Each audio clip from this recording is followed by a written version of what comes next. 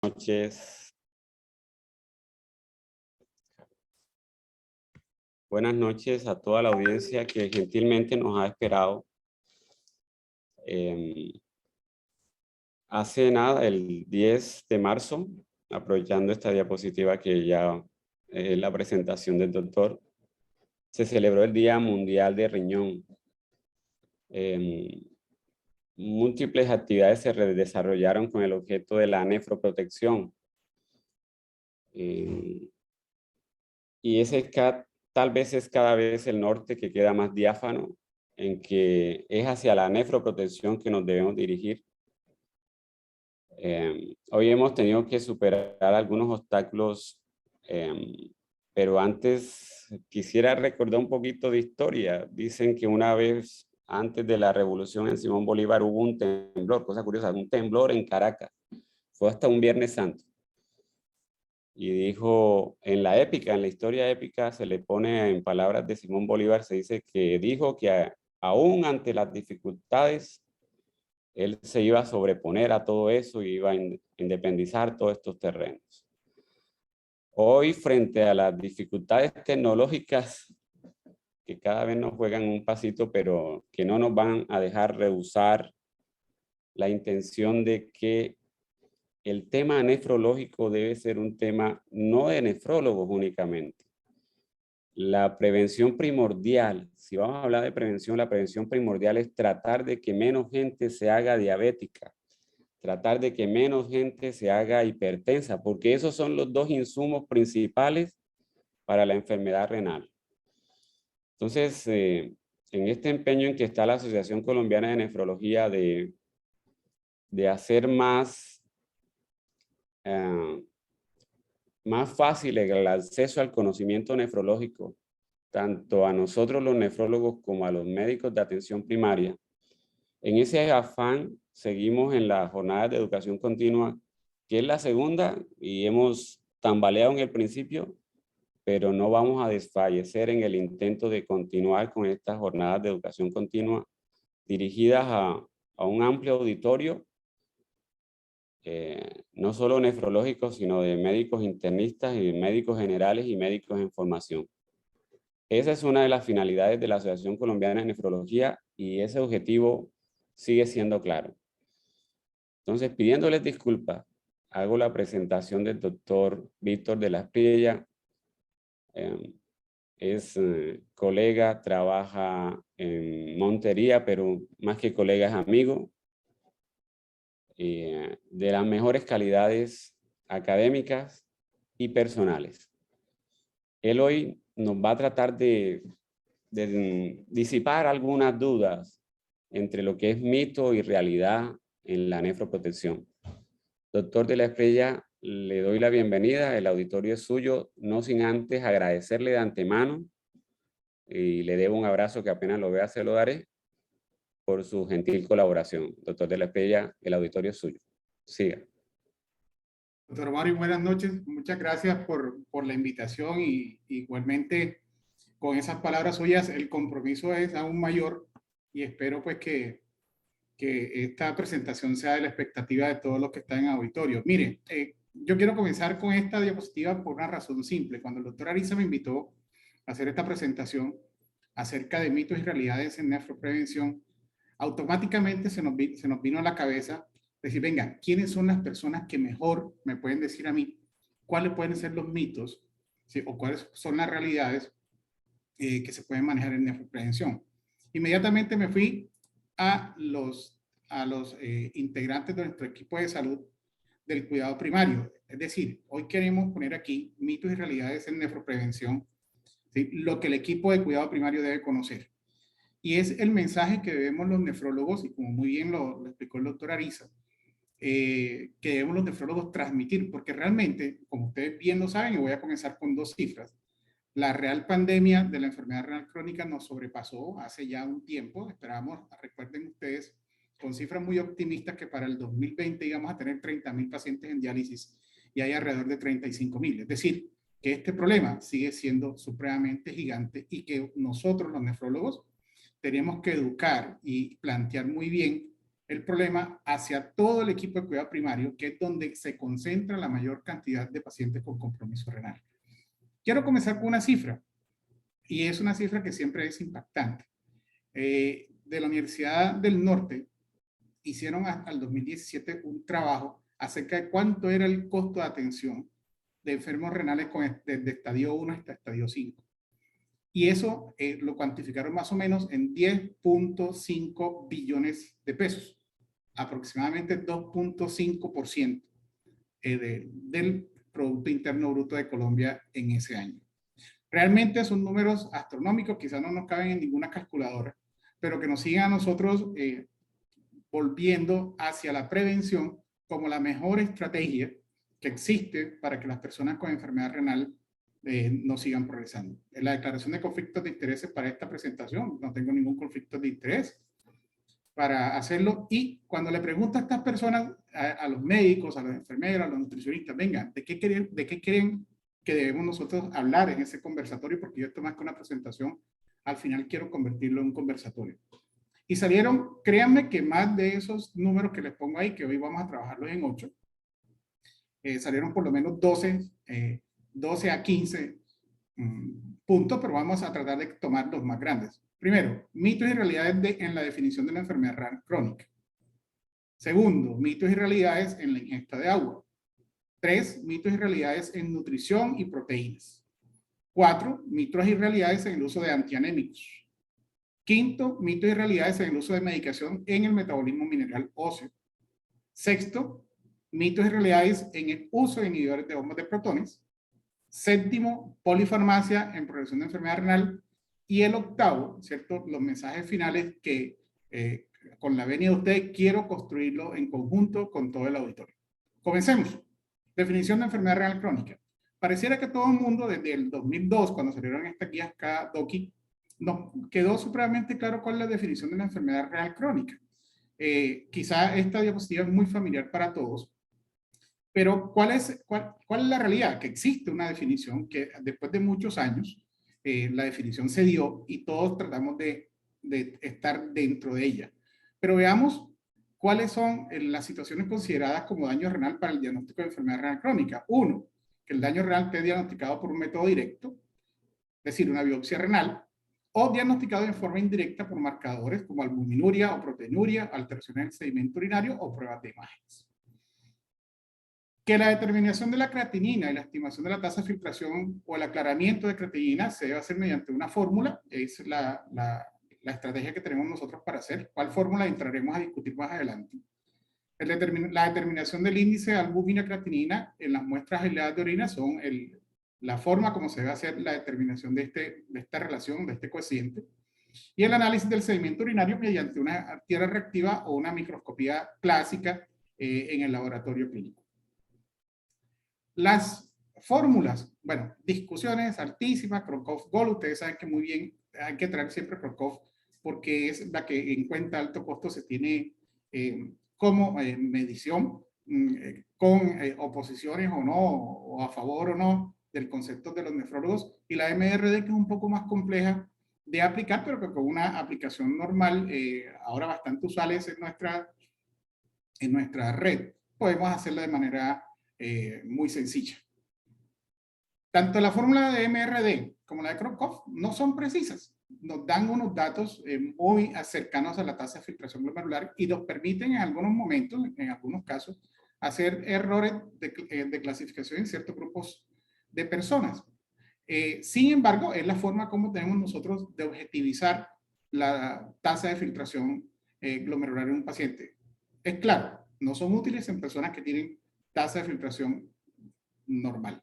Todo lo anterior nos permite, y creo que en esto también es una realidad, clasificar y estadificar a nuestros pacientes como ustedes bien conocen, y en esa gráfica de semáforo clasificarlos de acuerdo a la tasa de filtración glomerular y a la albuminuria que se presenta en A1, A2, A3. No nos vamos a detener en esto porque esto es bastante conocido por ustedes. Que las causas siguen siendo las mismas: diabetes mellitus, hipertensión, las glomerulopatías primarias, ¿sí? Pero aparentemente no es tan obvio, y a veces uno tiene que intentar buscar otras clasificaciones que de pronto a nosotros se nos salen de lo usual y que nosotros debemos enseñárselo a nuestros médicos y personal de cuidado primario. Por ejemplo, esto, cuando ustedes lo encuentren en un reporte de ecografía renal o un reporte de un urotac o cualquier método de imagen, este paciente, así no cumpla los otros criterios de tasa de filtración por debajo de 60, aparición de albuminuria, este paciente tiene una enfermedad renal crónica, ¿sí? Y debe clasificarse y debe estadificarse como tal. Es decir, aquí es donde el mito de que nosotros tenemos realmente claro, ¿sí?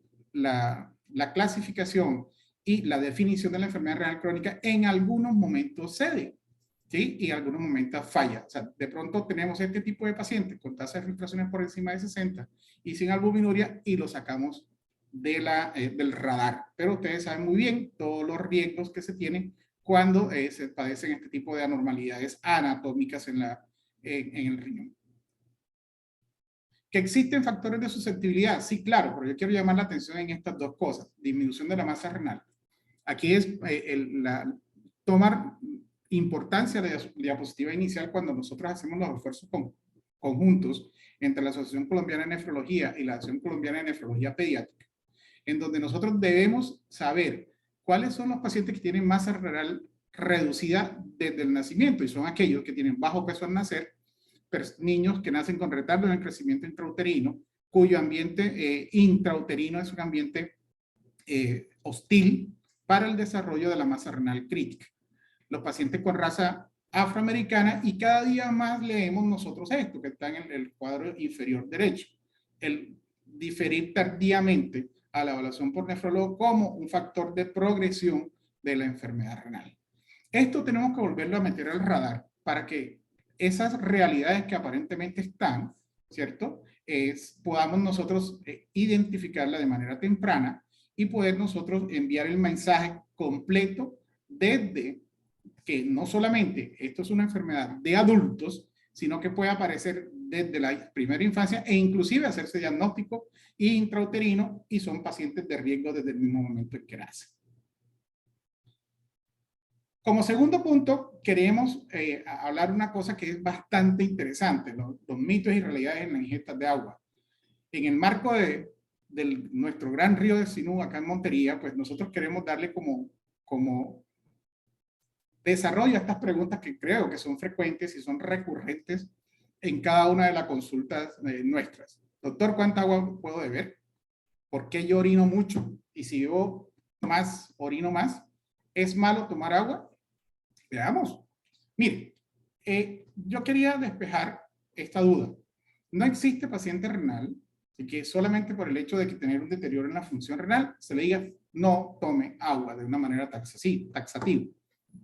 Este estudio, y les pido excusa porque van a algunas diapositivas en inglés, pero quise conservar la fuente de origen, dice que los altos volúmenes de ingestas de agua están asociadas con disminución del riesgo de albuminuria y de enfermedad renal crónica. Supremamente interesante, está publicada en Medicine de 2021, y dice lo siguiente: ellos hicieron un estudio transversal y lo utilizaron pacientes desde el 2011 hasta el 2012 de la Encuesta Nacional de Salud en personas que tenían, de hecho, una enfermedad renal definida, y aquellos pacientes que se incluyeron pues, eran pacientes con tasa de filtración por encima de 30 mililitros por minuto. Ellos diseñaron un cuestionario dietético a estos pacientes de la Encuesta Nacional de Salud y Nutrición, en donde ellos anotaban el volumen de agua que consumían al día y los dividieron en tres grupos: los que consumían menos de 500 mililitros al día, que fueron más o menos 1.589 pacientes; los que tomaban entre 500 y 1.200 mililitros al día, que lo consideraron como una ingesta moderada, fueron 1.359 pacientes; y aquellos que se definieron como un consumo alto, es decir, que consumían más de 1.200 mililitros por día los pacientes. Y la enfermedad renal se definió igualita a la que nosotros conocemos: la tasa de filtración por debajo de 60, la aparición del cociente albúmino-creatinina por encima de 30 miligramos por gramos. ¿Qué encontraron? Miren lo interesante. En esas tablas que ustedes ven allí, ¿cierto? El verde está dado para el total de los pacientes, pero llama la atención que la prevalencia de enfermedad renal crónica era mucho más alta en aquellos pacientes que tenían un consumo bajo, recuerden que está por debajo de 500 mililitros de agua al día, y los pacientes que tenían un alto consumo de líquidos, es decir, más de 1200 mililitros al día, los pacientes desarrollaban menos enfermedad renal. Igualmente sucedió con la albuminuria. Aquellos pacientes que tenían un bajo consumo de líquidos tenían más progresión de la albuminuria o más aparición de la albuminuria, al contrario de lo que sucedía en los pacientes que tenían volúmenes urinarios superiores. Esto es más o menos lo mismo con relación al consumo de líquido con la albuminuria. Y miren, 337 pacientes se metieron allí y encontraron que la prevalencia de la enfermedad renal era en las ingestas bajas 10.7%, en las moderadas 8.2% y en la ingesta alta un 5.6% con una P significativa de los datos que encontraron. De igual manera, lo que habíamos mencionado, los que tenían una ingesta alta de líquidos, de agua, perdón, tenían una albuminuria más baja que los pacientes que tenían ingesta baja. Es decir, que la ingesta de agua se correlacionó positivamente con la tasa de filtración glomerular estimada y negativamente con el cociente albumino-creatinina en la orina. Esto es bastante sencillo de explicar. Recuerden muy bien lo que hace la ADH. Produce vasoconstricción de arteriola deferente, produce hiperfiltración glomerular, aumenta la reabsorción tubular de sodio y estimula la síntesis de renina por activación de los receptores B2. Produce un efecto directo en la proliferación mesangial y al final lo que produce es un daño tubular, intersticial y nefroesclerosis. Si nosotros en esos pacientes hacemos que no se hidraten bien, finalmente lo que va a suceder es aumento del daño renal. Obviamente, y hay que tener muy claro que esto no aplica para todo el mundo, es decir, esta recomendación debe ser aplicada con cautela y se debe individualizar como bien se está haciendo en la medicina moderna. No se va a aplicar en los pacientes con síndrome cardiorrenal y con riesgo de retención hidrosalina, con falla cardíaca congestiva y aparición de edema. Y la ingesta forzada puede inducir también hiponatremia. Es decir, que el mito de que los pacientes con enfermedad renal no deben consumir agua, este estudio nos ayuda a decir, venga, sí se puede hacer, pero en estos casos tenga precaución. Definitivamente hay 4 escenarios en donde la ingesta baja de agua es totalmente reconocida como adversa, en la aparición de urolitiasis, en las infecciones urinarias, en el cáncer de vejiga y, como ustedes me pudieron ver en el estudio anterior, la aparición de enfermedad renal crónica. Tercer punto, mitos y realidades en la nutrición y proteínas. Esto ha sido una cosa súper interesante sobre lo cual nos podemos quedar hablando mucho tiempo. Pero veamos, ¿sí? Preguntas frecuentes. Doctor, ¿puedo comer carnes rojas? ¿Es mejor la de pollo, la de pescado? Porque estas son blancas. ¿La carne de cerdo es mala? Si no puedo comer carne, entonces ¿qué como? Y realmente el mito aquí es que muchas veces, o mejor, la realidad aquí es que muchas veces los médicos nos quedamos cortos al responder todo este tipo de preguntas. Y el mito acerca del consumo de proteínas, vamos a intentar ponerlo en un punto intermedio en donde realmente no sea discutible que nuestros pacientes van a necesitar proteínas para la vida. Aquí es donde viene la discusión. Venga, ¿qué es lo que es mejor? ¿Vacuno, porcino o gallina? No sabemos. Vamos a ver. Para todos es claro que en la fisiopatología, en el daño renal, al final lo que se produce es incremento en la filtración de proteínas plasmáticas, todas, incluidas proteínas de gran tamaño, como albúmina, transferrina, inmunoglobulinas, etcétera, ¿cierto? Eso es no discutible.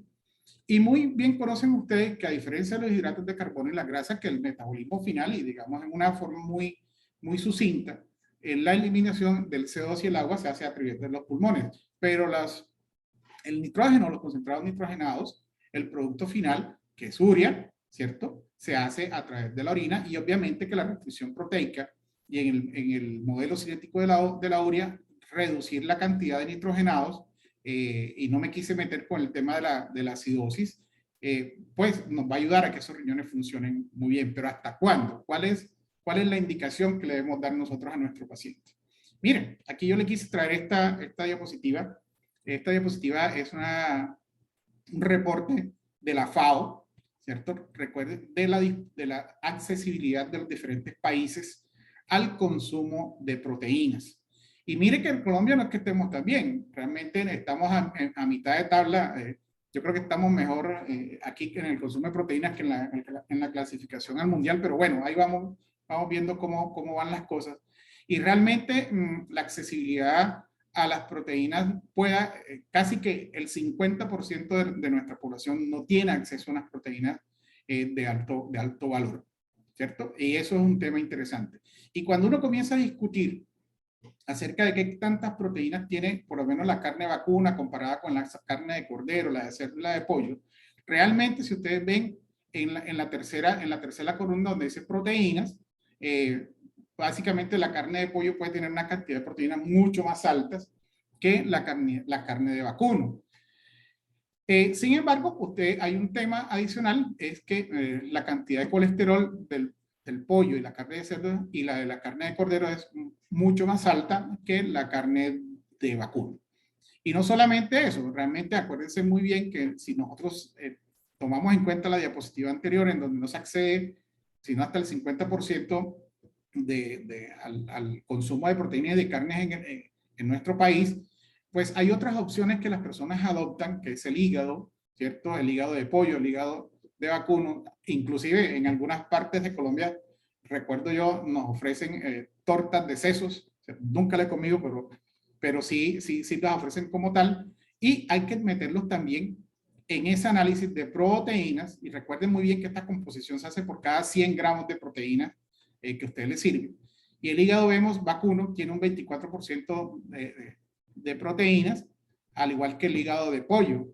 Y los sesos, pues tienen menos cantidad de proteínas, pero cuando uno evalúa colesterol, los sesos se llevan de lejos la cantidad de colesterol por cada 100 gramos, es decir, por cada porción de proteínas. Pero no solamente eso, es decir, dependiendo el corte de las proteínas, usted también tiene una cantidad, perdón, de las carnes, usted también tiene una concentración de proteínas, y ahí la dejo expuesta. Miren que la pierna de cerdo tiene 17% de proteínas, ¿cierto? Por ejemplo, el lomo de los vacunos tiene 20.8%, a diferencia, por ejemplo, de la pierna, que tiene un poco más de proteínas. La pierna de pollo y la pechuga tienen más o menos la misma cantidad. La pierna de pavo y la pechuga de pavo, pues vean todas las diferencias que existen. La OMS determinó por eso que el equilibrio proteico equilibrado puede ser de 0,6 gramos por kilo por día. Para muchos, y en eso me incluyo yo, que puede ser una dieta restrictiva y no lograble, pero en la recomendación proteica, ¿cierto? Con una dieta entre 0,8 y 0,9 gramos por kilo por día, es razonable y posibilista en pacientes con enfermedad renal crónica. Obviamente, esto es para el grueso de nuestros pacientes. Habrá situaciones individuales en donde tendremos que analizar de manera muy concienzuda enfrente de qué paciente estamos y mirar a ver cuál decisión tomamos acerca de la recomendación de la ingesta proteica en nuestros pacientes. Y estas es, digamos, las recomendaciones para los pacientes con enfermedad renal crónica. En general, se considera que el aporte entre 30 y 35 kilocalorías por kilo de peso ideal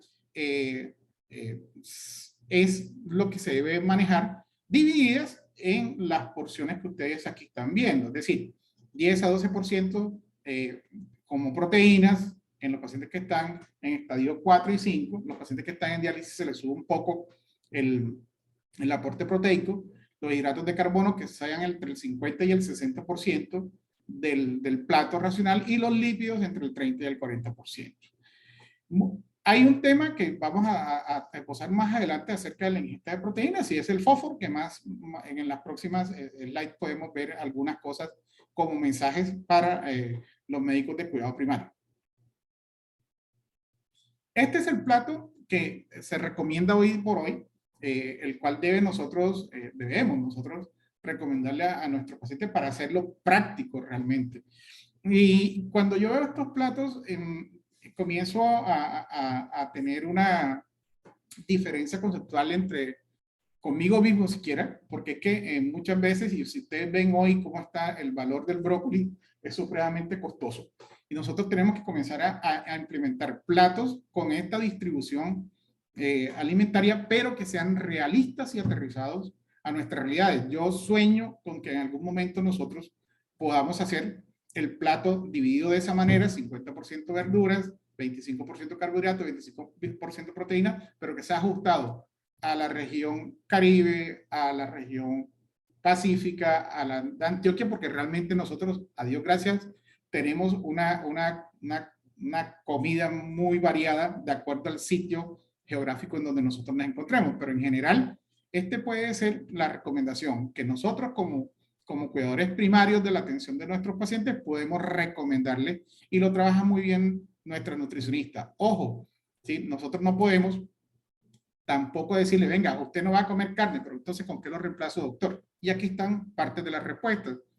Los sustitutos de carne roja, el pescado disminuye el riesgo de enfermedad cardiovascular hasta en un 7%, las legumbres hasta en un 10%, las aves y los cereales integrales hasta el 19%, y los frutos secos hasta el 19%. Siempre encontramos los frutos secos como una opción, pero en realidad yo creo que a nosotros, por cultura culinaria, creo que los frutos secos apenas los estamos comenzando a conocer, pero lo recomendamos. Realmente nosotros tenemos que avanzar mucho más en ese punto. ¿Y qué hace? ¿Qué busca uno con la reducción del consumo? Discúlpeme, me adelanté. La restricción proteica o las proteínas reduce la proteinuria, retrasa la enfermedad renal, disminuye la carga ácida de las nefronas funcionantes, restantes. Acuérdense que hay un grupo o un porcentaje de nefronas que funcionan cuando las otras se pierde la función, valga la redundancia.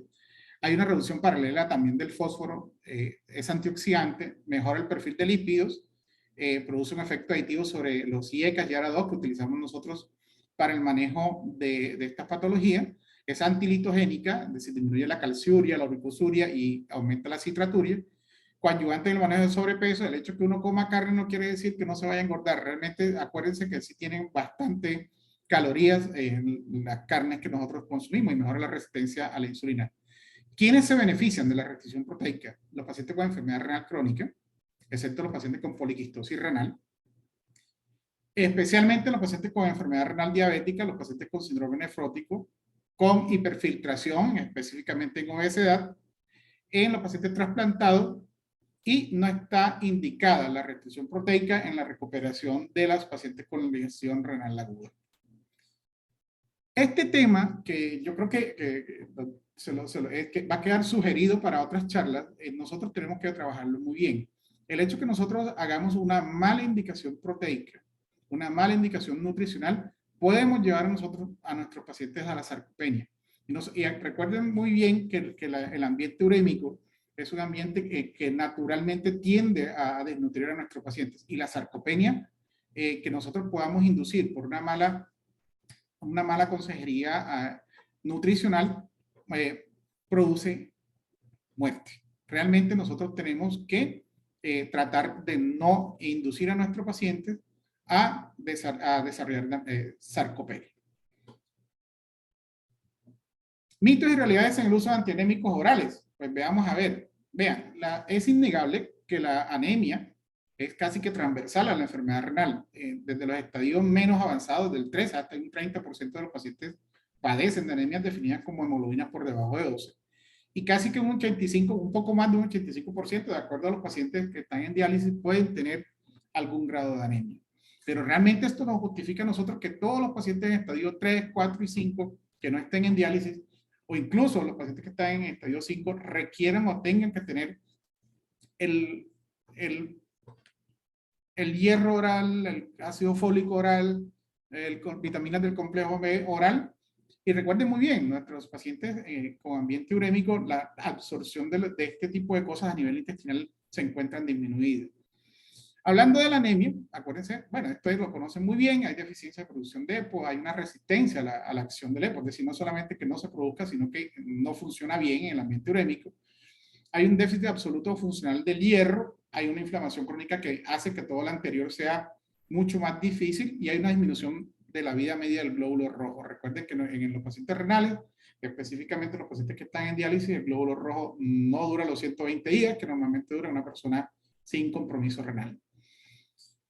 Pero es muy claro, digamos que el mito es que todos los pacientes deben llevar esos suplementos. Acá la realidad que tenemos nosotros que entrar a evaluar es que aquel paciente o todo medicamento que sea dosificable en sangre o titulable en sangre, hay que hacerlo para mirar a ver si esta persona tiene niveles de ácido fólico normales, no tiene por qué llevar la tableta de ácido fólico. Y si tiene niveles de vitamina B12, pues tampoco debería llevar sus niveles de vitamina 12. Pero si los pacientes tienen hierro sérico bajo, saturación baja, ferritina baja, aún no teniendo anemia, ¿cierto? A estos pacientes hay que suplementarle el hierro y este estudio es muy claro en eso. La deficiencia de hierro, ¿sí? En algunas condiciones, incluido en la enfermedad renal, está muy bien estudiada, pero en los pacientes que, por ejemplo, tienen falla cardíaca, que tienen saturaciones de transferrina por debajo de 20%, y que este modelo lo tomaron los cardiólogos pues el trabajo que nosotros hacemos todos los días y que conocemos todos los días en la atención de los pacientes crónicos, esos pacientes, saturarle los niveles de hierro muestran beneficios en no desarrollar más daño cardiovascular y muerte. Es decir, que estos pacientes hay que titularle y hay que llevarle los hierros a los niveles normales.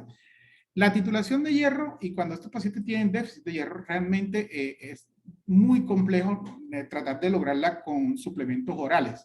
Usualmente nos vemos abocados a utilizar los diferentes hierros endovenosos para lograr la saturación de estos niveles. Y miren, no estamos hablando ni siquiera de anemia. En aquellos pacientes que pueden tener niveles de hemoglobina por encima de 12, pero la saturación del hierro sea inferior al 20%. Mitos y realidades en el uso de medicación del metabolismo mineral óseo.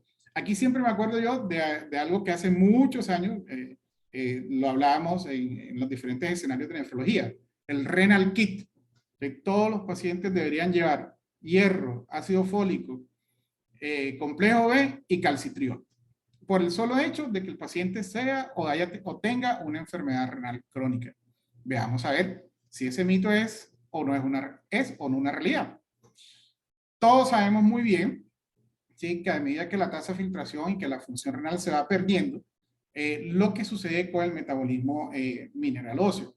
Pero también es cierto, y aquí quiero señalar esta parte en donde dice calcitriol uso abusivo, nosotros también podemos inducir lo que finalmente nosotros le tememos en el metabolismo mineral óseo, es que a la calcificación tisular y a la calcificación vascular, que finalmente lo que va a llevar es aumento de la mortalidad cardiovascular en nuestros pacientes. Es decir, que si bien de entrada nuestros pacientes pueden tener una alteración en el metabolismo mineral óseo, nosotros no podemos aportarle algo adicional, sobre todo en personas de mayor edad y diabéticos, en los cuales nosotros utilizamos de manera inapropiada el suplemento de análogos de vitamina D. Esto lo conocen ustedes muy bien, la vitamina D, los pasos que hay a nivel renal, ¿cierto? Y la definición que nosotros tenemos de enfermedad ósea, que es enfermedad ósea de alto recambio con PTH superiores a 500, enfermedad ósea de bajo remodelado, que están con PTH entre 100 y 150, usualmente por debajo de 100, o enfermedad ósea mixta. ¿Y qué sucede? Hay recomendaciones en la Sociedad Española de Nefrología para el manejo de la alteración del metabolismo mineral óseo, pero también el año anterior hubo un consenso de expertos sobre las recomendaciones basadas en la evidencia para el diagnóstico y tratamiento de alteraciones del metabolismo óseo mineral en pacientes con enfermedad renal crónica de la Asociación Colombiana de Nefrología, en donde tuvieron muy amablemente la deferencia de invitarnos a participar como expertos. ¿Y qué sucede? Venga, es que nosotros no tenemos por qué ponerle calcio a personas que estén que tengan enfermedad renal crónica y se conserven en estos rangos de 8.4 a 9.5. Ni tampoco debemos tolerar niveles de fósforo por encima de 4.5, solamente en diálisis, y que estén los pacientes entre 2.5 y 4.5. Y los pacientes que tengan, de acuerdo al estadio 3, entre 35 y 70 picogramos por mililitro, o estadios 4 y 5, entre 70 y 110, esos pacientes no tienen por qué llevar calcitriol. ¿Sí? Esos pacientes debe hacerse la monitoría y el manejo, ¿cierto? Y las solicitudes de la PTH en el tiempo, para mirar a ver en qué momento, porque también es cierto, pueden progresar hacia la necesidad de este tipo de análogos y tenemos en esos momentos que hacerla. Pero si usted se lo encuentra en estos rangos, son pacientes que no deberían llevar el uso de calcitriol. Hay que mantener los niveles de calcio normal. Ya hablamos del tema, mencionamos el tema de calcificación vascular. Y los pacientes con enfermedad renal en estadios 3 a 5 se deben considerar los productos individuales. Es decir, cómo está el calcio solo, cómo está el fósforo solo, y no calcular el doble producto, que los nefrólogos estamos más familiarizados con ese cálculo. Estas son las frecuencias de los estudios bioquímicos de los exámenes que se solicitan para manejar, evaluar el trastorno mineral óseo. Y el fósforo, ¿cierto? Realmente el fósforo se nos ha convertido nosotros en un problema, ha sido sujeto de muchas discusiones. También hay muchos acuerdos en lo que se debe, o cómo se debe manejar el fósforo. El fósforo hay que manejarlo dentro de los rangos normales que establecimos hace un tiempo, entre 2.5 y 4.5. Y miren, ¿cuáles son los alimentos que más fósforo tienen? Los desnatados, los batidos, los chocolates, helados, quesos. Los huevos, el fósforo está en la yema. Carnes y pescados. Recuerden que son menores. Carnes y pescados blancos son menores que las carnes rojas y pescados azules. Yo realmente, y aquí quiero compartir esto, realmente los pescados blancos y los azules se clasifican de acuerdo a la cantidad de proteínas que tienen, entre menos de 5 y más de 10% de proteína. La soya es rica en fósforo y a veces debemos nosotros, pues encontramos la recomendación, el pan integral tiene más fósforo que el pan blanco, y nosotros decimos, venga, usted tiene que bajar de peso, coma pan integral. Entonces esto nos permite a nosotros darle razones a los pacientes y resolverles las inquietudes que ellos traen, como un mito realmente, como que todo lo integral es bueno, y realmente bueno ¿para quién? Para cada paciente que nosotros tengamos enfrente. Ricos en fósforo, los frutos secos, la cervecita, el chocolate, los embutidos, ¿cierto? Los patés, los mariscos, sin duda, los crustáceos, los moluscos. Y alto contenido de fósforo de fácil absorción en las conservas, en las bebidas gaseosas, en las carnes precocidas o curadas, o en aquellas que tienen aditivos. Todo esto hace parte del contexto del metabolismo, del trastorno mineral óseo que nuestros pacientes tienen. Puede haber hiperfosfatemia, hipocalcemia o déficit de vitamina D. Y hay que hacerlo y tratarlo en consecuencia. Cuando hay hiperparat severo, que no responde al tratamiento médico y quirúrgico, o farmacológico, yo creo que esto es más del terreno de los nefrólogos, pero queremos decirle que existen pacientes que no responden al manejo, ¿cierto? Y que el enfoque tiene que ser de mucho más invasivos, llámese con inyecciones intralesionales o la cirugía en los casos mucho más severos. Con respecto a los mitos y realidades en el uso de inhibidores de bomba de protones, cada día más encontramos la enfermedad de moda que le digo yo, la gastritis. Realmente no sé cuál de las dos es más de moda, si la gastritis o el estrés, pero ambas llevan inhibidores de bomba de protones. ¿Será esto cierto? Nosotros tenemos que colocarle inhibidores de bombas de protones a nuestros pacientes. Veamos.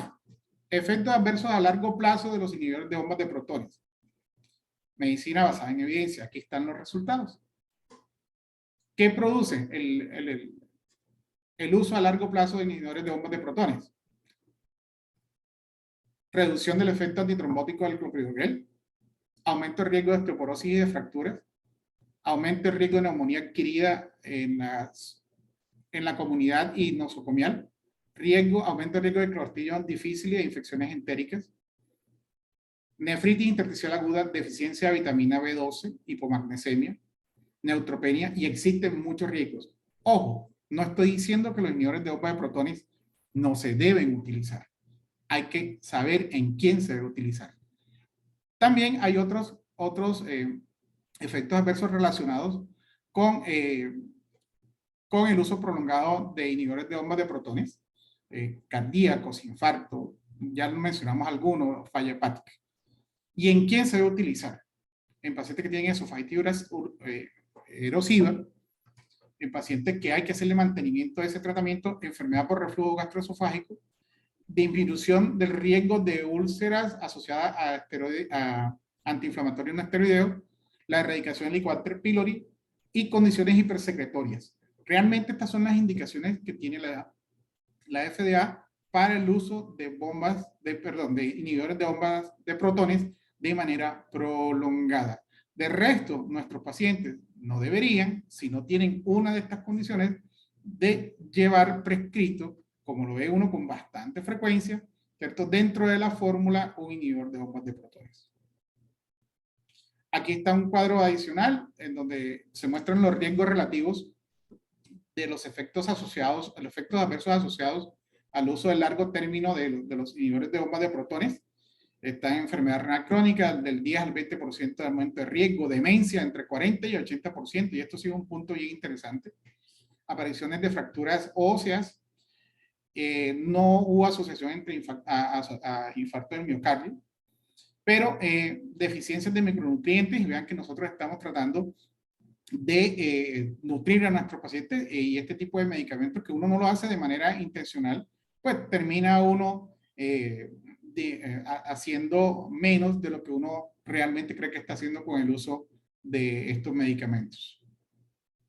Y nosotros no podemos seguir teniendo a nuestros pacientes así, ¿cierto? O sea, realmente encontramos nosotros pacientes con polifarmacia, multimedicados y ancianos que lo vuelven aún mucho más frágil. Ese fue digamos que el slide previo a este punto, que es la polifarmacia en la progresión de enfermedad renal crónica. Y traje esto porque me pareció súper interesante evaluar este artículo, la asociación entre la polifarmacia y la progresión de la enfermedad renal crónica en adultos. Es un estudio que lo hicieron ahí se olvidó, bueno, y lo publicaron en diciembre del 2021. ¿Qué encontraron? Ellos querían evaluar, porque realmente nunca se había hecho, el riesgo que tiene la polifarmacia en el deterioro de la función renal. Se evaluaron pacientes en prediálisis, en estadios de 1 a 5. En Corea fue hecho el estudio, ya me acordé. Ellos evaluaron 2.238 pacientes en un periodo de 2011 al 2016. Se revisaron muchos datos faltantes y ellos definieron polifarmacia como aquellos pacientes que en la misma fórmula toman 6 o más medicamentos.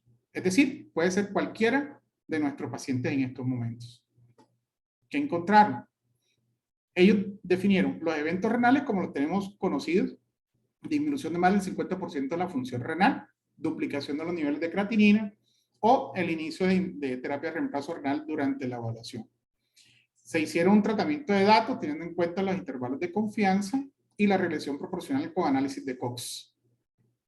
La tabla de base, y esto encontraron: entre más va el paciente deteriorando la función del riñón, es decir, entre los estadios 1 al estadio 5, la polifarmacia va igualmente aumentando. Y aquí ellos vieron, dentro de esos análisis, esta raya azul que ustedes ven ahí, no sé qué es, pero ustedes sí ven los que están en línea discontinua son los que no tienen polifarmacia, y los que están en línea continua son los que tienen polifarmacia. Una que es negra y otra que es roja. ¿Ya? En las rojas se ven los eventos renales, ¿cierto? Y en las negras todas las causas de muerte. ¿Y qué encontraron? Miren, entre 0 y 4 medicamentos no se encontró ningún desenlace importante para medir. Pero cuando los pacientes tienen de 5 a 9 o tienen más de 10 medicamentos, todos los desenlaces, incluidos los desenlaces renales y muertes por cualquier causa, comienzan a aparecer con una preocupante RR, ¿de acuerdo? Este estudio tiene limitaciones, ¿cierto? Este estudio tiene limitaciones, pero ellos llaman la atención que por primera vez se nos meta a nosotros la polifarmacia como un eventual, ¿cierto? Eventual factor para deterioro de la función renal en aquellos pacientes que ya tienen una enfermedad renal establecida.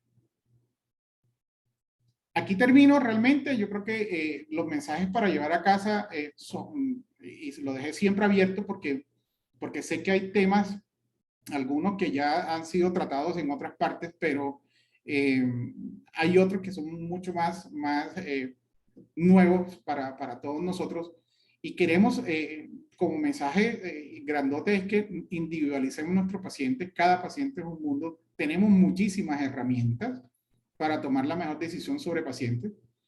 Y este mensaje, que sí es claro, la enfermedad renal simple y llanamente produce más enfermedad renal. Y si nosotros podemos hacer prevención primaria, podemos nosotros identificar los pacientes con riesgo aumentado, ¿cierto? Tratárselo e inclusive revertir la enfermedad renal. Pero si hacemos prevención secundaria, pues tendremos que hacer intervenciones que, si bien son buenas, puedan que los resultados no sean mejores que cuando uno hace la prevención primaria.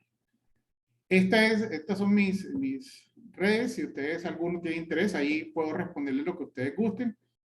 Seguirlos invitando a este webinar que ha organizado la Asociación Colombiana de Nefrología y el doctor Amaury Ariza, para que se sigan o nos sigamos vinculando a ellos, porque yo pienso que es un espacio supremamente interesante para hablar, discutir y consensuar muchas de las cosas que podemos presentarles. Muchas gracias.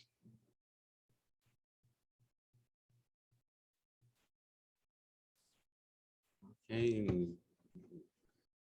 Muchas gracias, doctor de la Espriella. No sé si alguno del auditorio tiene alguna pregunta